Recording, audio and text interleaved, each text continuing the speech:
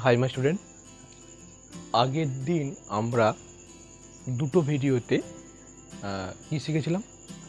আণবিক ভর এবং বাষ্প ঘনত্বের মধ্যে সম্পর্ক, তাই তো? আচ্ছা, আর কি কি শিখেছিলাম না, গ্যাসের প্রমাণ ঘনত্ব সমান 0.089 গ্রাম ইন্টু গ্যাসটির বাষ্প ঘনত্ব, তাই তো? 2 নম্বর কি শিখেছিলাম? আণবিক ভর মানে গ্যাসের আণবিক ভর 2 ইন্টু গ্যাসের বাষ্প ঘনত্ব, আর এসটিপিতে 1 মোল বা 1 গ্রাম অণু গ্যাসের আয়তন 22.4 লিটার, তাই তো? এই 3টে জিনিস শিখেছিলাম। আজকে এইগুলোকে অ্যাপ্লাই করে যতগুলো ম্যাথ হয় সবগুলো দেখব। ক্লাস 10এও পড়ে। ক্লাস 10-এ আমি যেই পড়াচ্ছি, যেগুলো মানে এই সম্পর্কিত যেসব কনসেপ্ট শেখাচ্ছি আর ম্যাথগুলো বলছি, এর বাইরে প্রশ্ন হবে না যদি গ্যাসের বাষ্প ঘনত্ব দিয়ে কোনো ম্যাথ পড়ে। তো প্রথমে ম্যাথটা কী দিয়ে আছে দেখে নিচ্ছি। এইগুলো দিয়ে আজকে হবে, ঠিক আছে? আচ্ছা, খাতা পেন নিয়ে বসে পড়ো। কি আগে প্রশ্নটা লিখো। একটি গ্যাসীয় মৌলের বাষ্প ঘনত্ব অক্সিজেনের 5 গুণ। আচ্ছা, তাহলে প্রথম লাইনটা কি বলছে না, একটি গ্যাসীয় মৌলের বাষ্প ঘনত্ব অক্সিজেনের 5 গুণ। তাহলে আগে অক্সিজেনের বাষ্প ঘনত্বটা বার করো। আচ্ছা, আমরা জানি অক্সিজেন মানে কি? O2। আচ্ছা, O2 এর আণবিক ভর কত জানি? অক্সিজেন কত নম্বরে আছে? 8 নম্বরে আছে, জানো তো? 8 নম্বরে আছে, কিন্তু ডবল করলে কত হয়? 16। মানে ওর ভর সংখ্যা কত হচ্ছে? 16, কিন্তু কটা আছে? 2টো। তাহলে 16 ইন্টু 2 সমান 32 তো গ্রাম আণবিক ভর যদি বার করি গ্রাম হবে, কিন্তু আমি যদি এমনি বার করি শুধু 32 বেরোচ্ছে। আচ্ছা, তাহলে O2 এর বাষ্প ঘনত্ব কত হবে? না, আমরা জানি M সমান 2 ইন্টু ডি, মানে আণবিক ভর সমান 2 গুণিত বাষ্প ঘনত্ব। আচ্ছা, তাহলে এরকম লিখতে পারি 2 ইন্টু ডি সমান M, ডি সমান M/2, মানে আণবিক ভরকে 2 দিয়ে ভাগ করলে বাষ্প ঘনত্ব পাওয়া যাবে। তাহলে আণবিক ভরকে 2 দিয়ে ভাগ করি, 32/2 সমান 16। আচ্ছা, তাহলে আমি অক্সিজেনের বাষ্প ঘনত্ব পেলাম। তাহলে অক্সিজেনের বাষ্প ঘনত্বের সঙ্গে 5 গুণ করলে গ্যাসীয় মৌলটির বাষ্প ঘনত্ব পাবো। অতএব গ্যাসীয় মৌলটির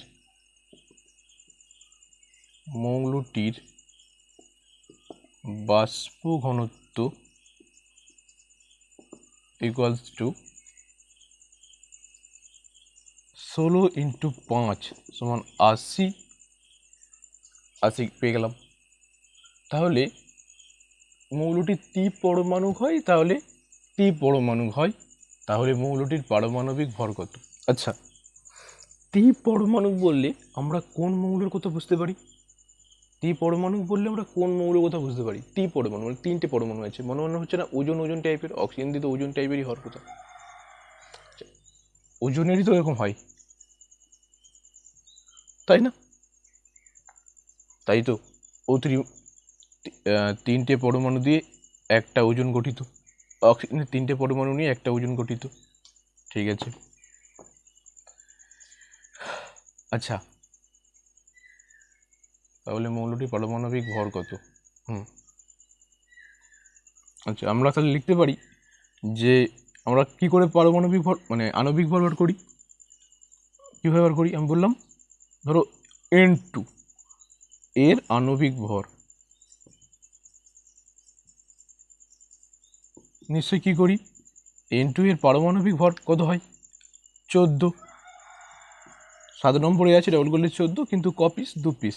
তাহলে 2টা কি? কোনো মৌলের একটি অণু যতগুলি N2 কটা N দিয়ে গঠিত? 2টো N দিয়ে গঠিত, তাই তো? এনের মধ্যে ট্রিপল বন্ড আছে। তাহলে কোনো মৌলের একটি অণু যতগুলি পরমাণু, মানে নাইট্রোজেনের একটি অণু কতগুলি পরমাণু দিয়ে গঠিত? 2টি। এটাই হচ্ছে কি, এই যে 2 দিয়ে গুণ করছি, এই 2টা কি? এর পারমাণবিকতা। আমি যদি বলি S8, তাহলে সালফারের একটি অণু কতগুলি পরমাণু দিয়ে গঠিত? 8টা। আমি যদি বলি P4, ফসফরাসের একটি অণু কটা পরমাণু দিয়ে গঠিত? 4টি। এই 4ই হচ্ছে কি এর পারমাণবিকতা, 8 হচ্ছে কি পারমাণবিকতা। তাহলে এই নাইট্রোজেনের ক্ষেত্রে এটা কী হবে? ওর পারমাণবিকতা, পারমাণবিকতা। আচ্ছা, আর এইটা কি বললাম আমি? এই যে 14টা ভর, মানে পারমাণবিক ভর। আচ্ছা, কী বার করতে বলছে? পারমাণবিক ভর বার করতে যদি বলে, এটা কি? পারমাণবিক ভর। পারমাণবিক ভর এরকম লিখতে পারা যায়, পারমাণবিক ভর ইন্টু পারমাণবিকতা সমান আণবিক ভর। আণবিক ভর, তাই তো? তাহলে আমি যদি পারমাণবিক ভর বার করি, আণবিক মানে পারমাণবিকতা কি গুণ ছিল বসে গেলে ভাগ, গুণ ছিল বসে গেলে ভাগ, তাই তো?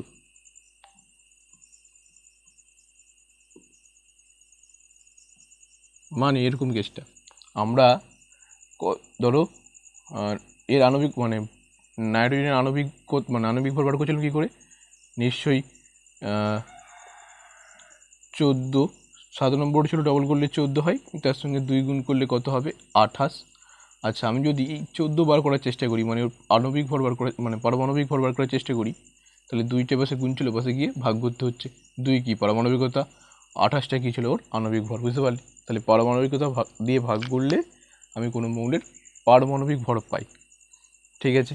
তাহলে একই রকমভাবে তাহলে পারমাণবিক ভর বার করতে গেলে এখানেও ভাবো, পারমাণবিক ভর যদি বার করি, পারমাণবিক ভর, তাহলে আণবিক ভরকে পারমাণবিকতা দিয়ে ভাগ করতে হবে। আচ্ছা, এখানে আণবিক ভর গ্যাসটার, এখানে বাষ্প ঘনত্ব কত পেলাম? 80। তাহলে আণবিক ভর হবে গ্যাসটির কত? কারণ আমার আণবিক ভর দরকার, পারমাণবিক দিয়ে আছে কত? 3টি। পরমাণু মানে পারমাণবিকতা 3। আচ্ছা, কারণ একটি যদি নিয়ে গঠিত হয় তাহলে পারমাণবিকতা 1, 2টো দিলে 2, 3টে দিলে 3, এই তো। তাহলে আণবিক ভর বার করবো কী করে? আমরা এক্ষুনি শিখলাম আণবিক ভর সমান 2 গুণিত বাষ্প ঘনত্ব, m সমান 2d। তাহলে 2 গুণিত বাষ্প ঘনত্ব করে দিচ্ছি, কত হচ্ছে? 116, মানে 160। আচ্ছা, তাহলে 160কে কত দিয়ে ভাগ? পারমাণবিকতা দিয়ে আছে কত? 3। কত হবে দেখো? এই আচ্ছা, দশমিকটা মানে শূন্যটা উড়িয়ে দাও, পরে শূন্য দিয়ে, মানে এটা মানে এরকমই 60 ইন্টু 10। আগে 16কে 3 দিয়ে ভাগ করি, 10 দিয়ে গুণ করে দেবো, মানে 3 4 12, 3 5 3 5 15, 1। আচ্ছা, হবে নি, দশমিক মারলে 10, 3 3 9 করলে চলবে, তাই তো? আর একটা নিয়ে নিলে চলবে। তাহলে এরকম পাচ্ছি 5.33, তাই তো? 3। তাহলে আমি যদি 10 দিয়ে গুণ করে দিই, আচ্ছা একটা 3 নাও, 10 দিয়ে গুণ করা মানে আমি যদি এইভাবে বলি, দেখা যাচ্ছে,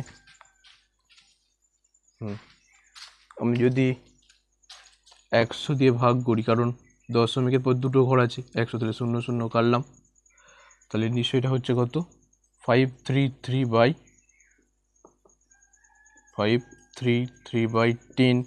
তাহলে এই দিক থেকে একটা ঘরে দশমিক পড়বে, 53.3।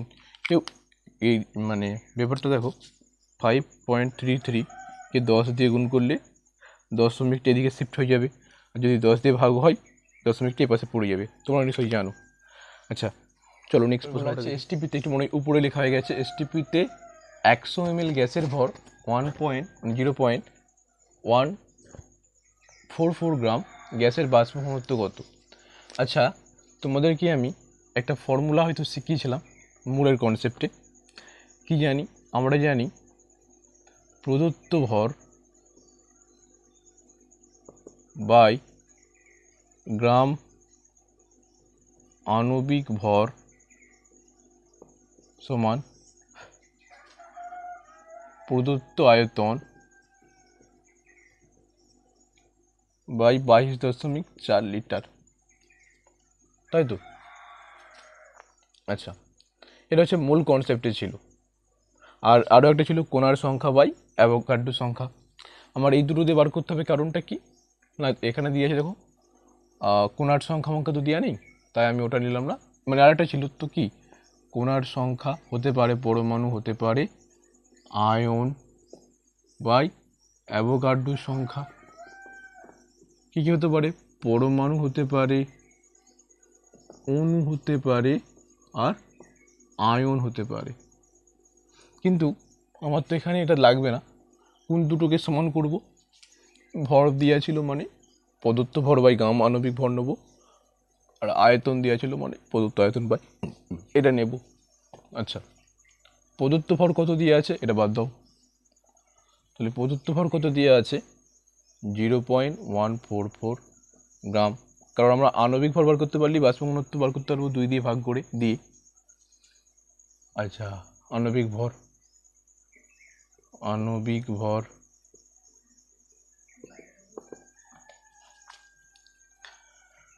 আয়তনটা প্রদত্ত আয়তন কত দিয়ে আছে, মানে দিয়ে আছে প্রশ্নে কত 100 ml divide by 22.4 litre. 100 ml মানে কত লিটার? ml মানে মিলি, 10⁻³ দিয়ে গুণ করতে হয়, তাই তো? আচ্ছা এল কেটে যাচ্ছে মানে লিটার লিটার কাটলো, যদি কোনাকুনি গুণ করতাম কি হতো, গ্রাম আণবিক ভর ছাড়ো মানে আণবিক ভর সমান, তাহলে আণবিক ভর ইন্টু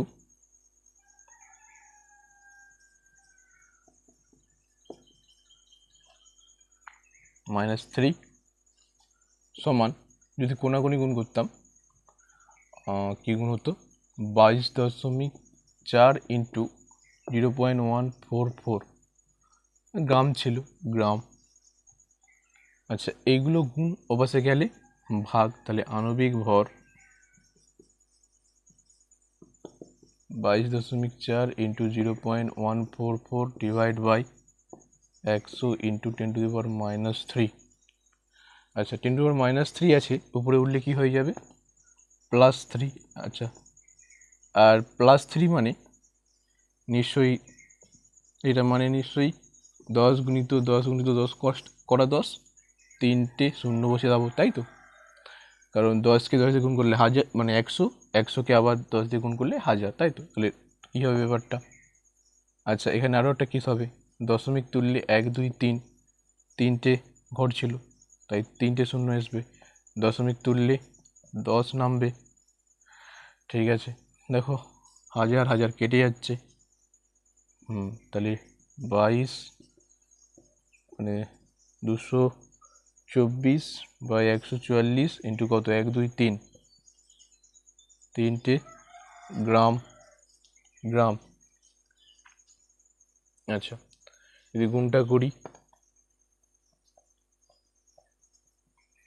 4 4 16 6 হাজার হলো 1 8 1 9 4 2 4 2 8 4 4 16 6 হাজার হলো 1 4 2 8 1 9 4 2 8 4 1 4 4 মানে 1 2 2 1 2 2 6 5 হাতের হলো 1 9 9 18 18 4 22 হাতে রইল 2 10 12 2 হাতে রইল 1 3, তাহলে কত হচ্ছে 32.56 বাই এটা গ্রাম। আচ্ছা, কটা শূন্য আছে? 3টে, মানে এই দিক থেকে 3টে ঘর পর দশমিক করবে। দেখো আমি হাঁটি 1 2 3, তাহলে এখানে কত হচ্ছে? 32.256 গ্রাম। এটা কি পেলাম আমি? আণবিক ভর পেলাম, তাই তো? তাহলে আণবিক ভরটা পেলাম। আমরা জানি তাহলে বাষ্প ঘনত্ব কী হবে? তাহলে বাষ্প ঘনত্ব সমান আণবিক ভরকে 2 দিয়ে ভাগ করলেই মিটে যাবে কাজ।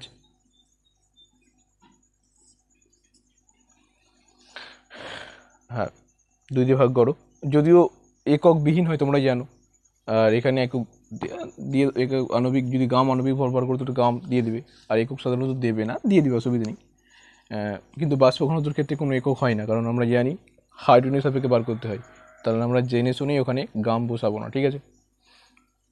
বুঝতে পারলে ব্যাপারটা? অনেক ডিটেলসে শিখেছিলাম। অনেকে আবার প্রশ্ন করবে, স্যার এটা যেন কনসেপ্টটা না, আমি শিখেছিলাম, অসুবিধা নেই। তাহলে গ্রামটা এখানে দিতে পারো, আর এখানে কিন্তু দেবেই না, ঠিক আছে? গ্রাম, যদি গ্রাম আণবিক ভর বার করো। আচ্ছা, তা বুঝতে পারলে ব্যাপারটা? 2 দিয়ে ভাগ করছি। 2 দিয়ে কেন ভাগ করি? আমার অ্যাকচুয়ালি হাইড্রোজেনের ক্ষেত্রে কত হয়? 2 গ্রাম। ভাগ করলে কত হয়? 32.256, 2 দিয়ে ভাগ করলে অ্যাকচুয়ালি 16.1 ভাগটা করে দেখি। 3 একে 2 একে 2, 1 2 লাভলো 2,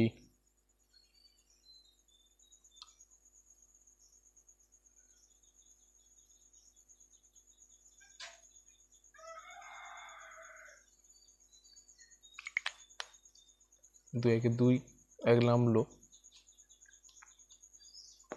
তাহলে 2 12, তো 2 7 2 6 12, 2 6 12।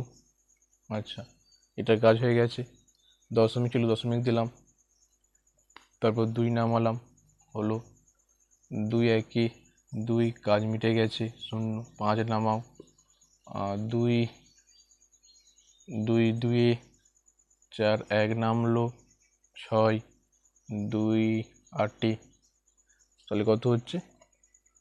128 গ্রাম। এই গ্রাম নয়, 16.128। ঠিক আছে, চলো নেক্সট। এসটিপিতে 250 ml একটি গ্যাসের ভর দেওয়া আছে। এসটিপিতে H2 এর বাষ্প ঘনত্ব এত গ্রাম পার লিটার হলে ওই গ্যাসটির বাষ্প ঘনত্ব ও আণবিক ভর। আচ্ছা, আমরা বাষ্প ঘনত্বের সংজ্ঞা কি জানি? এই কনসেপ্টটা দিয়েও কিন্তু সব অঙ্ক হতো। কি? এসটিপিতে ভি লিটার কোনো গ্যাসের ভর বাই এসটিপিতে ভি লিটার H2 গ্যাসের ভর, তাই তো? উপরেও যে আয়তন নেব, নিচেও সেই আয়তন। যদি O2 গ্যাসের 10 লিটার নিই, এখানে H2 গ্যাসেরও 10 লিটার নিয়ে কাজ করতে হবে। আচ্ছা, এবার এখানে কত লিটার এমএল বলা আছে? কত এমএল বলা আছে? কত এমএল না 250 ml। গ্যাসের ভর কত দেওয়া আছে? 250 ml একটি গ্যাসের ভর কত দেওয়া আছে? 0.7317 গ্রাম। আচ্ছা, আমি এখানে 1 লিটার করে দিচ্ছি, এখানেও 1 লিটার করে দিচ্ছি, ঠিক আছে? আচ্ছা, তাহলে এখানে আমি এই গ্যাসটার ক্ষেত্রে আমি 1 লিটারে বার করব, আর এসটিপিতে 1 লিটার বার করব আমি। তাহলে 250 ml ইন্টু 10⁻³ তাহলে 1 লিটার একটি গ্যাসের ভর gram by 250 into 10⁻³ 0.7317 gram into minus এর উপরে কী হবে? Plus by 250। আচ্ছা, রাখো এইটা, আমরা বার করলাম 1-এ। আচ্ছা, আমি যদি কিন্তু এসটিপিতে, এটা এসটিপি কত? 0 ডিগ্রি সেলসিয়াস আর 1 atm প্রেসার। আচ্ছা, আমরা জানি 22.4 লিটারে হাইড্রোজেনের আণবিক ভর কত হয়, মানে কত 2 গ্রাম, তাই তো? মানে 2 গ্রামের আয়তন 22.4 লিটার, তাহলে 22.4 লিটারের ভর কত হবে 2 গ্রাম। 2 গ্রামের আয়তন 22.4, তাহলে 22.4 লিটারের ভর কত হবে 2 গ্রাম। তাহলে একের কত হবে 2 গ্রাম বাই 22.4 লিটার। আচ্ছা, তাহলে গ্যাসটার কত ভর পাচ্ছি এটা, আর আমার 1 লিটার এসটিপিতে হাইড্রোজেন কত পাচ্ছি ওটা, তাহলে দুটোকে দিয়ে ভাগ করে দিই। ঠিক আছে, মুছে দেবো, কিন্তু মুছে দিচ্ছি আমি, তুলে নাও।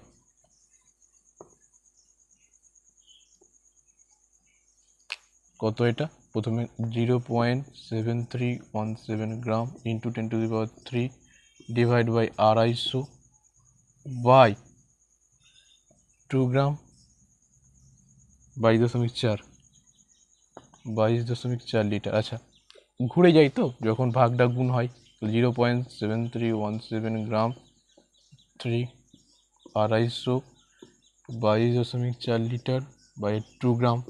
গ্রাম, এখানেও গ্রাম ছিল, গ্রাম গ্রাম কাটলো, এই দেখো বুঝতে পারলে এই করে একক বিহীন হয়। আচ্ছা, এখানে লিটার ছিল অবশ্য, পার লিটার তো 1 লিটারে বার করছি। আচ্ছা, তো পার লিটার দিয়ে দরকার নেই, সব দিচ্ছি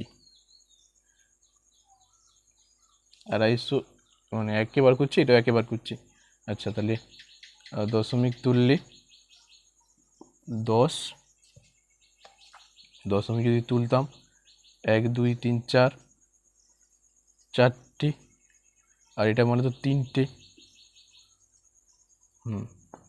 তাহলে যদি কাটি 1 2 3 1 2 3, এবার কত হচ্ছে 2 দিয়ে কাটলে এটা হচ্ছে 100, মানে 112, কারণ 2 1 2 2 1 2 2 2 4, তাহলে কত 7317 into 112 divide by 250 into 10 into 10, যদি করে দেখো 32.66 করে দেখবে, এটা তোমরা 32.66 পাবে। আর তাহলে আমরা বাষ্প ঘনত্ব পেয়েছি, তাহলে আণবিক ভর কত হবে, প্রতি ক্ষেত্রে কিন্তু এভাবেও করতে পারতি, তবে স্যারেরা খুশি হতো। বাষ্প ঘনত্ব মানে হাইড্রোজেন দিয়ে ভাগ করতে হয়, মানে হাইড্রোজেনের ভর দিয়ে ভাগ করতে হবে, কিন্তু সেম আয়তন যেন থাকে। তাহলে 2 গুণিত 32.63, করা আছে ক্যালকুলেশন, ঠিক আছে। তাহলে 32 মানে 35.32 হয়ে গেল এটা। চলো নেক্সট প্রশ্নটা দেখি। আছে এসটিপিতে নাইট্রোজেন গ্যাসের পরিপ্রেক্ষিতে সালফার বাষ্পের বাষ্প ঘনত্ব। আছে, আমরা কি জানি, আমরা জানি m সমান 2 ইন্টু ডি, আণবিক ভর সমান 2 গুণিত বাষ্প ঘনত্ব। আচ্ছা, আমরা এরকম লিখতে পারি 2 ইন্টু ডি সমান m, এই ছিল, এই করে দিলাম, ঠিক আছে। তাহলে ডি সমান m/2। আচ্ছা, আমি যদি বলি প্রথমে কি আছে, নাইট্রোজেন গ্যাসের পরিপ্রেক্ষিতে আছে, আমি যদি বলি N2, তাহলে লিখতে হবে ডি বাষ্প ঘনত্ব of N2, vapour density of N2, তাহলে এর আণবিক ভর কার, নাইট্রোজেনের আণবিক ভর, তাকে 2 দিয়ে ভাগ। আচ্ছা, আমি যদি বলি আর কি সালফার, আচ্ছা ঠিক আছে, সালফার S8 হয়, কিন্তু বার করে দেখতে হয়। আচ্ছা, S বললে চলে দিলাম, চলো তো এমনি লিখলাম S, তাহলে কি হতো, নিশ্চয়ই MS/2 বলতাম। কার সাপেক্ষে বার করতে বলছে, নাইট্রোজেনের পরিপ্রেক্ষিতে, তাহলে যার সাপেক্ষে বলবে সেটা নিচে হবে DS/DN, DS কি ছিল MS/2, তাহলে নিচে কি হবে MN/2, তাহলে ভাগ যখন গুণ হয় তো উল্টি যায়, তাই না, তাহলে MS/MN। তাহলে আমার দরকার কি এই ফর্মুলাটা DS/DN, মানে যদি এখানে যদি অন্য কিছু গ্যাস বলতো তাহলে অন্য নাম দিতাম, তাহলে 1 2 বলে চালাই, 1/2, তাহলে 1/2, তাই তো। এখানে S ছিল, এখানেও S পাচ্ছিলাম, এখানেও N পাচ্ছিলাম, এখানেও N, তাহলে আমি বলতে পারছি কি D1/D2 সমান M1/M2। আচ্ছা মুখে দিচ্ছি এবার। এখানে নয়, এখানে কি ছিল সালফার, এখানে কি ছিল এন, ওটা যদি ইন জেনারেল লিখছিলাম। আচ্ছা আমার এর দিয়ে আছে কত, বাষ্পের বাষ্প ঘনত্বটা দিয়ে আছে কার, প্রকৃতির সালফার বাষ্পের বাষ্প ঘনত্ব দিয়ে আছে। তা সালফার বাষ্পের আণবিক সংকেত নির্ণয় করো। আচ্ছা পরিপ্রেক্ষিতে বাষ্পের বাষ্প ঘনত্ব, তাহলে এইটা দিয়ে আছে, কোনটা দিয়ে আছে, এই যে ডিএস বাই, অ্যাকচুয়ালি যেটা বলছিলাম না D1/D2 বলছো তোমরা ডি করছেন স্যার, তাহলে এটার ব্যাপারটা হচ্ছে এরকম, উইথ রেসপেক্ট টু M1/M2। এখানে যদি এস হয়, সালফার হলে সালফার, নাইট্রোজেন হলে নাইট্রোজেন, যার সাপেক্ষে বলবে সেটা নিচে থাকবে, আর যেটা বলবে সেটা উপরে থাকবে। তাই এটার মান দিয়ে আছে, তাহলে M1/M2 বার করলে এটা ভ্যালু দিয়ে আছে কত, কত দিয়ে আছে 1.3। আর নাইট্রোজেনের কত হয় আণবিক ভর, আমরা জানি N2 14, কিন্তু 7 নম্বরে ছিল ডবল করলে 14 ওর পারমাণবিক ভর, কিন্তু 2 দিয়ে গুণ করতে হয়। তা M বাই কত হবে 28, তাহলে 28 সমান এটা, তাহলে M1 যেটা মানে সালফারে যেটা বেরোবে কত বেরোবে ইন্টু 28। আমার ক্যালকুলেট করা আছে 56.004, তাই তো এটাই ক্যালকুলেট করছিলাম 256 তো। ক্যালকুলেশানগুলো করে রাখছিলাম। এবার আণবিক সংকেত কত হবে, আচ্ছা আমরা একটু আগে শিখছিলাম আণবিক ভর সমান কি পারমাণবিক ভর ইন্টু পারমাণবিকতা। তাহলে পারমাণবিকতা পেয়ে গেলেই বুঝতে পারবো একটা সালফারের একটা অণু কতগুলো পরমাণু দিয়ে গঠিত, S2 দিয়ে গঠিত, S3 দিয়ে গঠিত, 4 দিয়ে গঠিত, 5 দিয়ে গঠিত না 6 দিয়ে গঠিত।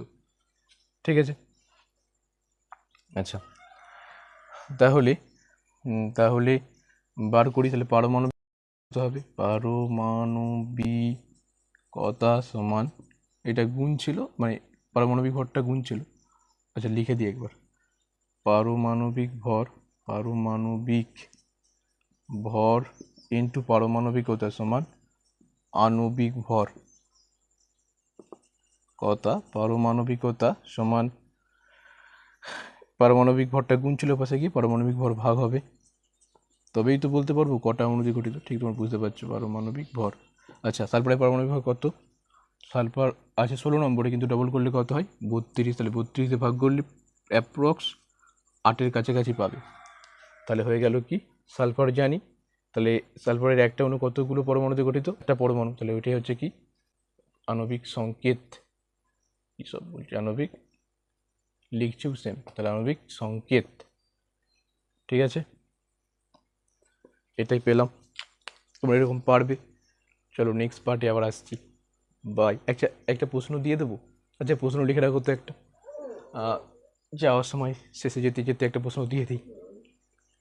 লিখো তাহলে আয়তন হিসাবে একটি গ্যাস মিশ্রণে 80% N2 ও 20% O2 আছে, হাইড্রোজেন গ্যাসের পরিপ্রেক্ষিতে ওই গ্যাসটির বাষ্প ঘনত্ব নির্ণয় করো।